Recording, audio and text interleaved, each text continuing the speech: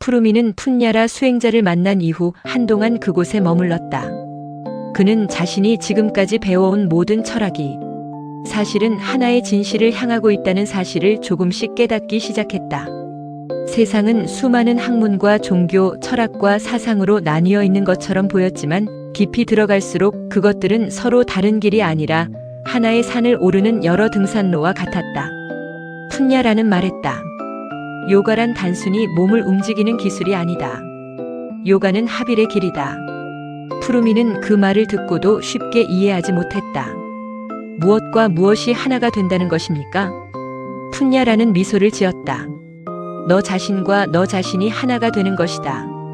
푸르미는 더욱 혼란스러웠다. 자신은 원래 자기 자신인데 무엇이 다시 하나가 된다는 말인가? 그러자 푼야라는 차분히 설명하였다. 사람은 자신을 하나라고 생각하지만 사실은 그렇지 않다고. 몸이 원하는 것과 마음이 원하는 것이 다르고 마음이 원하는 것과 이성이 원하는 것이 다르며 이성이 원하는 것과 영혼이 원하는 것이 또 다르다고. 그래서 인간은 늘 갈등하며 살아간다는 것이다. 요가는 그러한 분열을 통합하는 길이다. 푸르미는 오래전 데오네스에게 들었던 말을 떠올렸다. 음과 양의 조화, 감성과 지성의 조화, 수용성과 적극성의 조화. 모든 가르침은 결국 분열된 것을 다시 하나로 묶어가는 과정이었다. 그날 이후 푸르미는 푼야라와 함께 명상을 시작했다. 처음에는 쉽지 않았다. 눈을 감으면 잡념이 끊임없이 떠올랐다. 과거의 기억이 떠오르고 미래의 걱정이 떠오르고 사소한 감정들이 파도처럼 밀려왔다. 그러자 푼야라는 웃으며 말했다. 그것이 바로 내 마음이다. 푸르미는 깜짝 놀랐다. 자신은 지금까지 생각을 하는 존재라고 믿어왔다. 그러나 사실은 생각에 끌려다니고 있었던 것이다. 명상은 생각을 없애는 것이 아니었다. 생각을 바라보는 힘을 기르는 일이었다. 감정에 휘둘리지 않고 생각에 사로잡히지 않고 그것들을 조용히 관찰할 수 있게 되는 것. 그것이 수행의 시작이었다. 어느 날 푼야라는 인체의 차크라에 대해 설명하기 시작했다. 인간에게는 여러 개의 의식 중심이 존재한다고 하였다.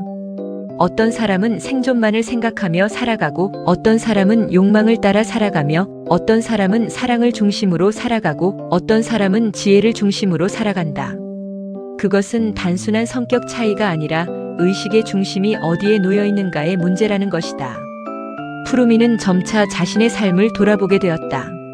자신은 무엇을 중심으로 살아왔는가? 생존이었는가? 명예였는가? 욕망이었는가? 사랑이었는가? 아니면 진리를 향한 갈망이었는가? 그 질문은 그를 오랫동안 침묵하게 만들었다. 며칠 뒤 그는 다시 데오네스를 찾아갔다. 데오네스는 여전히 조용한 미소를 짓고 있었다. 푸르미군, 무엇을 배웠는가? 푸르미는 한참 생각한 뒤 말했다. 스승님, 저는 지금까지 세상을 바꾸려고 했습니다. 그런데 이제 보니 먼저 제 자신부터 이해해야 한다는 것을 알게 되었습니다. 데오네스는 만족스럽게 고개를 끄덕였다. 좋다. 세상을 바꾸려는 사람은 많다. 그러나 자신을 이해하려는 사람은 적다. 그리고 데오네스는 다시 새로운 공부를 시작했다. 이번에는 감성과 지성에 대한 이야기였다. 그는 말했다. 감성은 가슴의 힘이고 지성은 머리의 힘이다. 많은 사람들은 둘 중 하나만을 선택하려고 한다. 감성적인 사람은 논리를 무시하고 지성적인 사람은 감정을 무시한다. 그러나 둘은 서로 적이 아니다. 새의 두 날개와 같다. 한쪽 날개만으로는 날 수 없다. 푸르미는 그 말을 듣고 깊은 공감을 느꼈다.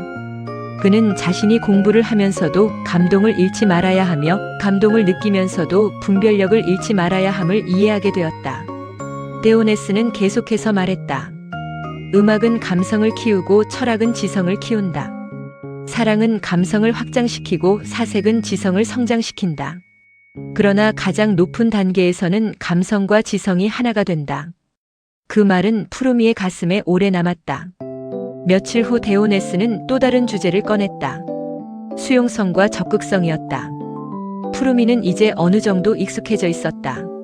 수용성은 받아들이는 힘이고 적극성은 밀고 나가는 힘입니다.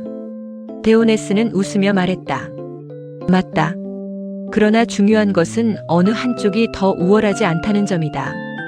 물을 생각해 보라고 했다. 물은 받아들이는 힘을 지녔지만 바위를 뚫는 힘도 가지고 있다. 태양은 적극적으로 빛을 내보내지만 모든 생명을 품어 기르는 역할도 한다.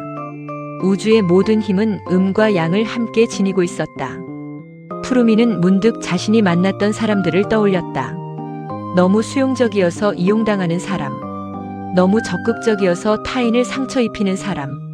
둘 다 균형을 잃은 경우였다. 강함은 공격성이 아니고 부드러움은 나약함이 아니었다. 진정한 힘은 상황에 따라 받아들이고 밀어낼 줄 아는 지혜에 있었다. 데오네스는 다시 포용력과 공격력에 대해서도 설명했다. 포용력은 모든 것을 무조건 받아들이는 것이 아니었다. 공격력 역시 무조건 상대를 무너뜨리는 것이 아니었다. 둘 다 본질적으로는 힘의 다른 표현이었다. 중요한 것은 언제 어떤 힘을 사용해야 하는가를 아는 것이었다. 그것이 중도이고 균형이며 성숙함이었다. 어느 날 밤 푸르미는 별빛 아래에서 홀로 생각에 잠겼다. 그는 자신이 지금까지 배운 내용을 정리해 보았다. 언어를 배웠다. 음향을 배웠다. 감성과 지성을 배웠다. 차크라를 배웠다. 요가를 배웠다. 그러나 그 모든 것을 하나로 묶는 공통된 원리가 있었다. 그것은 균형이었다. 삶의 대부분의 문제는 어느 한쪽으로 지나치게 치우칠 때 생겨난다. 생각만 하고 행동하지 않거나, 행동만 하고 생각하지 않거나, 사랑만 하고 분별하지 않거나, 분별만 하고 사랑하지 않을 때 문제가 발생한다. 우주는 언제나 균형을 향해 움직이고 있었다. 그 순간 푸르미는 문득 깨달았다. 수행이란 특별한 능력을 얻는 것이 아니었다. 자신 안의 균형을 회복하는 일이었다.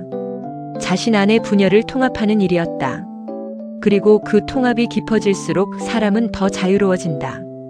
더 이상 감정의 노예가 되지 않고 생각의 노예가 되지 않으며 욕망의 노예가 되지 않는다. 그는 이제 조금씩 이해하기 시작했다. 왜 데오네스가 끊임없이 공부를 강조했는지, 왜 현자들이 오랫동안 침묵 속에서 수행했는지, 왜 세상의 모든 지혜가 결국 자신을 아는 일로 귀결되는지. 멀리서 새벽이 밝아오고 있었다. 푸르미는 천천히 자리에서 일어났다. 아직 가야 할 길은 멀었다. 아직 만나야 할 스승도 많았다. 아직 넘어야 할 시험도 많았다. 그러나 그는 두렵지 않았다. 길의 끝을 알지 못해도 괜찮았다. 중요한 것은 지금 한 걸음을 내딛는 일이었기 때문이다. 그리고 그 한 걸음 한 걸음이 모여 언젠가 자신을 더 큰 진실로 이끌어줄 것임을 그는 믿기 시작했다.